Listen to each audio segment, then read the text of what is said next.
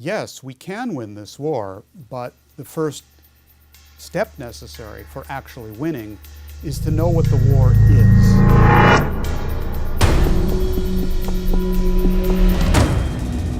Imagine a private club where presidents, prime ministers, international bankers and generals rub shoulders, and where the people running the wars, the markets and governments say what they never say in public.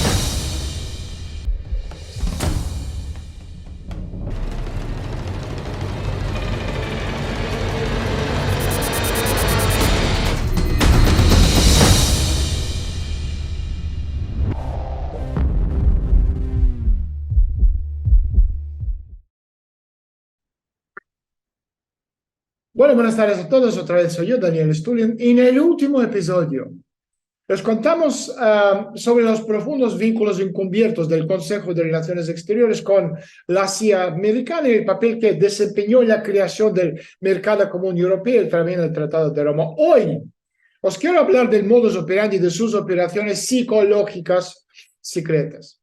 Ahora, según el volante número 525-7-1 del Departamento de Estado, titulado El arte y la ciencia de las operaciones psicológicas, el secretario de Defensa es el principal asistente del presidente en todos los asuntos relacionados con el Departamento de Defensa y lo dirige, tiene autoridad sobre él y también lo controla. Es miembro del Consejo Nacional de Seguridad. De los principales asistentes militares y consejeros civiles del secretario se encuentra su asistente en materia de seguridad internacional, que tiene importantes responsabilidades sobre las operaciones psicológicas. Y ahora, las operaciones psicopolíticas son campañas de propaganda diseñadas para crear, bueno, entre muchas otras cosas, por ejemplo, tensiones perpetuas y para manipular a diferentes grupos de personas para que, entre muchas otras cosas, acepten el clima de opinión concreto que el Consejo de Relaciones Exteriores quiere instaurar en el mundo. Y lo que la mayoría de los estadounidenses cree que es la opinión pública es en realidad una propaganda cuidadosamente prefabricada y también programada, diseñada para obtener la respuesta deseada en digamos, la conducta pública. Si se consigue que la gente se comporte tal y como se espera por parte de la propaganda, entonces persuadiéndoles de que en última instancia va en su propio beneficio y se logra una respuesta deseada en la conducta de la gente. Entonces las encuestas de opinión pública son estudios cualitativos que investigan a fondo las motivaciones, los sentimientos, las reacciones a determinados grupos sociales con el fin de ¿qué? De dirigirles hacia la aceptación o encauzarlo de los programas que planifica el Consejo de Relaciones Exteriores. En Estados Unidos, la implementación de esa propaganda insidiosa y la manipulación de la opinión pública con programas de control mental incluidos corre a cargo de más de 200 grupos que generan las ideas políticas, como por ejemplo la Corporación RAND, Corporación de Investigación para la Planificación Estratégica, el Instituto Hatch, el Instituto Internacional para las Ciencias y el Comportamiento Aplicado, Fundación Heritage, Instituto Brookings, y todos a propósito de estos grupos y sus consejeros delegados forman parte de Consejo de Relaciones Exteriores, Club Bilderberg y la Comisión Territorial. Entonces, todos estos grupos supervisados y dirigidos en Estados Unidos, la cúpula por encima de ellos, el Instituto de Investigación Stanford en Menlo Park, California. O sea, esto es la cúpula que dirige a todas estas otras instituciones. Ahora, por ejemplo, el Instituto RAND, fundado por los Rockefeller, y también el Instituto Tavistock en Inglaterra, y tengo un libro titulado El Instituto Tavistock de Comportamiento Humano, financiado también por los mismos grupos del poder, investigan, por ejemplo, la dinámica de la evolución, y ahí radica la lógica que explica por qué gente con diferentes orígenes, intereses, lealtades, grados de información, poseen determinadas opiniones. O sea, la élite de la clase dirigente se refieren a ellos como la ingeniería del consentimiento. Es la frase hecha a medida cojonuda, la ingeniería de consentimiento. Van creando el consentimiento en el público. ¿Okay? O sea, podemos hablar de forma absolutamente abierta y clara. El Instituto Tavistock y las fundaciones estadounidenses de ideología afín tienen un único objetivo en mente, o sea, acabar con la fuerza psicológica del individuo y dejarle indefenso para impedir que se oponga a los dictados del orden mundial. Y yo creo que en los últimos 3 años, sin hablar concretamente de COVID, hemos visto modus operandi de esa gente. Entonces, las diversas políticas de RAND que han llegado a ser operativas incluyen políticas nucleares estadounidenses, análisis empresariales, cientos de proyectos militares, también la CIA en relación con el uso de drogas que causan alteraciones mentales como el peyote o el LSD. Yo, de hecho, hablo de esto en profundidad en mi segundo libro, Los secretos del Club Bilderberg, cómo estas organizaciones en la sombra influyeron tanto en la música, sobre todo el drug sex, drugs and rock and roll. Y bueno, uno de estos proyectos de que estamos hablando llevaba el nombre en clave de MK Ultra, MKUltra. Y la operación secreta MK Ultra, que duró, bueno, más de 20 años, fue ideada por Richard Helms, que más tarde sería el director de la CIA americana. La Ultra parte de MKUltra era el nombre en clave de un programa de investigación de la CIA sobre, por ejemplo, el control mental que duró de los años 50 a los años 70. Cuando ya salió a la luz, lo tenían que terminar. Entonces, los doctores, entre comillas, liderados por el psiquiatra, el psicópata Ewan Cameron, de la Universidad de McGill en Montreal, y por ex científicos nazis, usaron algunas de esas mismas técnicas utilizadas en los campos de concentración durante la Segunda Guerra Mundial, como por ejemplo el electroshock, la privación del sueño, la implantación de licuados, la extirpación de licuados, la modificación sensorial, experimentos con drogas psicoactivas, etcétera, etcétera, etcétera. Y resulta irónico que el doctor Cameron formara parte del Tribunal de Nuremberg, que juzgó los casos de estos crímenes de guerra contra los médicos alemanes. Ahora, la ideología de las fundaciones norteamericanas fue creada por el Instituto Tavistock de Relaciones Humanas de Londres. En el año 1921, el duque de Bedford, el marqués de Tavistock, donó un edificio al instituto para estudiar los efectos de las neurosis de guerra en los soldados británicos que, bueno, sobrevivieron los horrores de la Primera Guerra Mundial. Y su objetivo era, bueno, establecer el límite de un hombre sometido al estrés bajo la dirección de este despacho de la Armada Británica para la Guerra Psicológica a cargo del responsable del Instituto Tavistock, su director Sir John Rawlings Rees. Y las operaciones psicopolíticas, cuando estamos hablando de esta propaganda hecha a medida, se subdividen a su vez en operaciones, por un lado, psicopolíticas estratégicas, que centran la propaganda en pequeños sectores de población, como por ejemplo a los académicos o los expertos capaces de influir en la opinión pública. De ahí también toda esa gente, la razón de por qué les invitan a las reuniones del Club Bilderberg. Y por otro lado, las operaciones psicopolíticas tácticas, que dirigen la propaganda a las masas a través de los medios de comunicación de masa y a escala muchísimo grande, o sea, periódicos, radio, televisión, libros de texto, material educativo, arte, espectáculo y ahora las redes sociales, etcétera, etcétera, etcétera.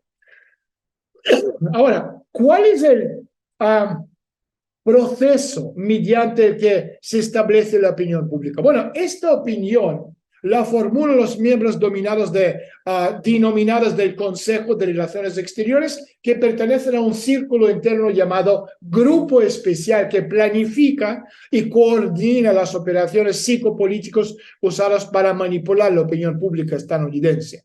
O sea, utilizan una ingente infraestructura, digamos, secreta intergubernamental llamada equipo secreto, que incluye los poderes legislativos, ejecutivos, judiciales de Estados Unidos, como por ejemplo la Secretaría de Estado, la Secretaría de Defensa, la Secretaría de Tesoro, la Dirección de la CIA americana, o sea, quienes controlan la televisión, radio, los medios de comunicación en general. También los que dirigen los mayores bufetes de abogados, quienes gestionan las mayores y más prestigiosas universidades, comités de expertos, empresas públicas, etcétera, etcétera.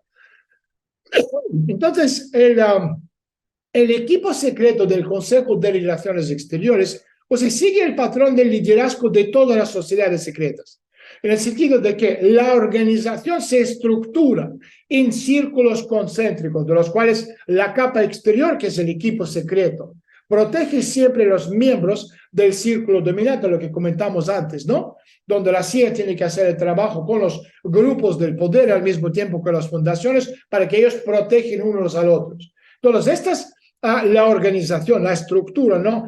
Exterior, que es el equipo secreto, protege a los miembros del círculo dominante interior. Estamos hablando del grupo especial que coordina las operaciones psicopolíticas. Entonces, al esconder incluso a los otros miembros del equipo los objetivos, porque muy pocos están al tanto de lo que está pasando, igual que en las reuniones del Club Bilderberg, no todos que acuden a las reuniones anualmente están al tanto de los planes en grande del club. Lo mismo aquí, muy pocas personas están al tanto de los verdaderos objetivos, o sea, la identidad, las funciones de los miembros del equipo secreto, quienes son el grupo especial del Consejo de Relaciones Exteriores, se protege de que, bueno, de esas hipotéticas acusaciones, simplemente negando su participación en la operación. Entonces, para protegerse a sí mismo aún más de un posible juicio, por ejemplo, el CFR no revela a todos sus miembros las operaciones psicopolíticas que se están planeando, ni el papel exacto que desempeña la operación a las personas concretas. Y el Club Bilderberg, o sea, el club mucho más exclusivo, opera siguiendo más o menos conceptos absolutamente idénticos. Entonces, el Consejo de Relaciones Exteriores lleva tiempo convencido de que el control absoluto de la conducta es absolutamente inminente, sin que la humanidad se dé cuenta por sí misma de que se acerca una crisis. Entonces, la Asociación para la Supervisión y el Desarrollo Curricular de la Asociación Nacional de Educación Liberal de Estados Unidos señala la eficacia de esta sofisticada versión actual del antiguo proceso dialéctico hegeliano, o sea, entre los dos, eliges el medio. Y el núcleo del sistema soviético de ese lavado del cerebro. Entonces, esto también sacado muchísimo provecho del sistema soviético, el Instituto Tavistock, para aplicarlo después estos planes secretos de CFR. Entonces, existen tres reglas básicas. Número uno, en cuanto funciona el modus operandi. O sea, el engaño en sí, cuidadosamente urdido, debe contener un atisbo de verdad. O sea, no todo puede ser mentira. Necesitas que sea 5% de la verdad. Y de esta forma la gente sí que te van a creer. Debe ser lo suficientemente enrevesado como para que sea imposible hallar pruebas o hechos tangibles. Esto puede conseguirse ocultando, por ejemplo, al público muchísima información clave, y la parte que se ha decidido obviar guarda información clave que, bueno, provocaría que la opinión pública se opusiera a los planes del Consejo. Por ejemplo, en la operación psicopolítica del Plan Marshall, de esto vamos a hablar más adelante, George Kennan estaba a favor del mismo y Lippmann estaba en contra. Ganó la parte de Kennan porque estaban a favor del Plan Marshall. Año más tarde, en sus memorias, Kennan reconocía, tras haber reflexionado al respecto, que bueno, Lippmann tenía razón. Y punto número 3, el uso de engaño no debería nunca desacreditar a una fuente que puede tener un valioso potencial en el futuro. Esto significa que los medios de comunicación, en su mayoría, que es propiedad de empresas controladas por CFR, Club Bilderberg, Comisión Territorial, deben jugar la carta de la credibilidad. Por ejemplo, con ayuda de los medios de comunicación, el Consejo de Relaciones Exteriores ya ha convencido a la gente del mundo entero de que el resurgimiento del nacionalismo y el aumento del fundamentalismo y de la intolerancia religiosa constituye una amenaza global. Y hemos visto esto a nivel nacional, que cualquiera que está a favor de un país, patria, Estado-nación, es un terrorista, es un enemigo, es un extremista. Y por eso están creando su aldea global planetaria. Entonces el Consejo de Relaciones Exteriores cree y pone en marcha operaciones psicopolíticas manipulando la realidad de la población mediante lo que ellos llaman la táctica de engaño, o sea, colocando miembros del Consejo en ambos bandos de la discusión. Entonces el engaño es total al hacer creer a la gente que se actúa en máximo beneficio cuando tú tienes los dos puntos, republicanos, demócratas, liberales, conservadores, da igual, que están discutiendo y debatiendo puntos sin darse cuenta de los ambos miembros pertenecen o a Club Bilderberg, a la Comisión Trilateral o Consejo de Relaciones Exteriores. Y dado que el Consejo de Relaciones Exteriores, CFR, tiene una importante influencia en los sistemas legales, legislativos, judiciales, o sea, teme muy poco una investigación, digamos, oficial. Y de este modo tiene libertad literalmente para hacer creer a la población general incapaz en su mayoría de percibir la magnitud del engaño que todo está detrás del telón, hecho de una forma muy distinta de lo que nos está presente en los medios de masa.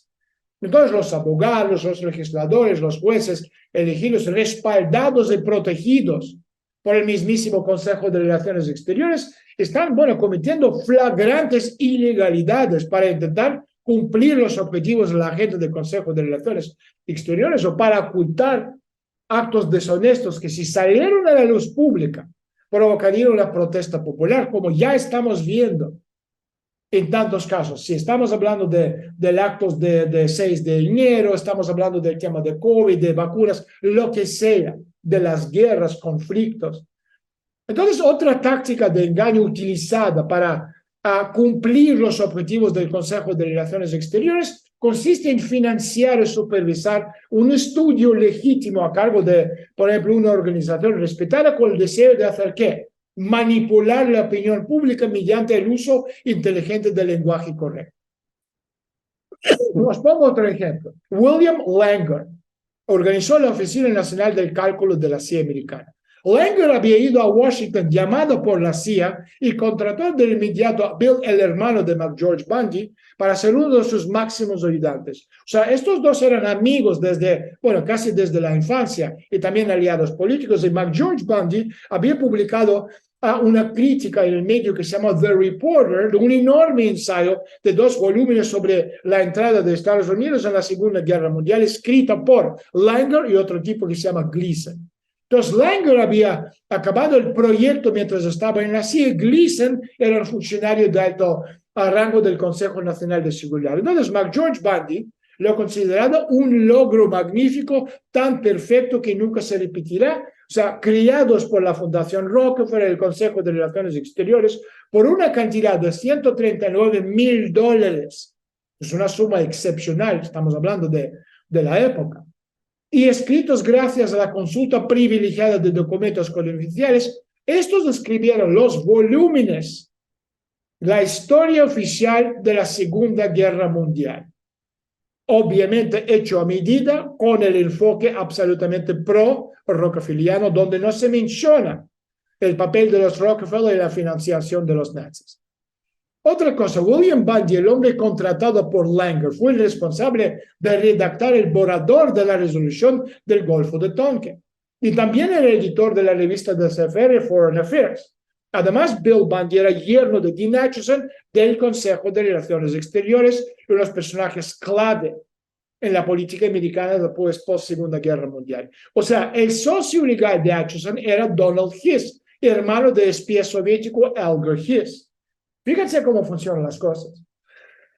Y a finales de los años 40, el Partido Comunista Polaco contrató el bufete de abogados de Acheson para hacer ¿qué? Ayudarle a ganarse el reconocimiento en Estados Unidos. Estas son las cosas y la forma en que verdaderamente funciona la política. Entonces, el Consejo de Relaciones Exteriores, CFR, se sirve de fundaciones exentos de impuestos como principales conductas de los fondos hacia los procesos de gestión política que les obviamente los favorece. Y casi el 40% de todos los activos de las fundaciones están controlados por las 10-11 fundaciones más importantes y todos ellos a su vez están controlados por el Consejo de Relaciones Exteriores. Además, los directores o miembros del Consejo de Administración gozan de gran libertad para usar los fondos de las fundaciones para encargar estudios, investigar problemas sociales, crear o ayudar a las universidades, establecer comités de expertos, realizar donaciones a museos, etcétera, etcétera, siempre y cuando va en la línea organizativa, filosófica, lingüística, conceptual, propagandística del Consejo de Relaciones Exteriores. Otra cosa más, el Instituto RAND para la investigación de la defensa nacional es un comité de expertos del Consejo de Relaciones Exteriores, financiado obviamente con fondos federales, que cuenta con el patrocinio de la oficina del secretario de Defensa, y estaba dirigido por Michael Rich, miembro del Consejo de Relaciones Exteriores. ¿Ves cómo funciona, no? Y entre los clientes podemos hablar del Pentágono, AT&T, Chase Manhattan Bank, IBM, Partido Republicano, las Fuerzas Aéreas de Estados Unidos, Ministerio de Energía estadounidense, la NASA, y la relación entre los síndicos de RAND y las fundaciones Ford, Rockefeller y Carnegie es un clásico modus operandi del CFR y del Club Bilderberg. O sea, la Fundación Ford donó, como ejemplo, $1 millón a RAND en 1952, y en el momento en que el presidente de la Fundación Ford presidía a su vez la corporación RAND. Entonces, fíjense, en julio del año 1992, o sea, influido por la incertidumbre de la disolución de la Unión Soviética, ¿no?, que murió en 1991, y alarmado obviamente por los cambios inminentes en Europa de este, el Instituto RAND reunió a los principales expertos mundiales para debatir los problemas de esta nueva situación mundial. Y el documento resultante fue revisado, o sea, es decir, o moldeado, si queremos hablar de los objetivos de propaganda de RAND, y publicado en el informe de verano del Instituto con el título Consecuencias y mantenimiento de la paz tras la Guerra Fría. Y según este informe, el secretario general de la ONU define la consecuencia o la consecución de la paz como una acción posterior a un conflicto. Y decía el informe que el secretario general ha vinculado la diplomacia preventiva al despliegue preventivo de fuerzas militares. Entonces el RAND, bueno, pone énfasis en que la Secretaría General en su agenda de la paz subraya la necesidad de que los gobiernos compartan información sobre situaciones políticas o militares, y al hacerlo solicita un aumento de la circulación de información de los servicios secretos. Y una vez más, pongo de relieve que la experiencia y la desinformación y la manipulación de grandes grupos de población son los atributos clave de esta corporación financiada por los Rockefeller y Consejo de Relaciones Exteriores, que es el Grupo RAND. Bueno, es todo para hoy. En el próximo episodio os quiero contar sobre, otra vez, CFR y el papel que desempeñaron en el famoso Plan Marshall posterior a la Segunda Guerra Mundial. Por esto terminamos. Gracias a todos ustedes. Por favor, no olviden suscribirse, dejar su comentario, decirnos como siempre, me gusta, no me gusta, quiero esto, danos tal, no sé qué. Y por favor, ¿ok? Seguimos con el programa. Soy Daniel Stulin. Nos vemos en el próximo episodio. Adiós.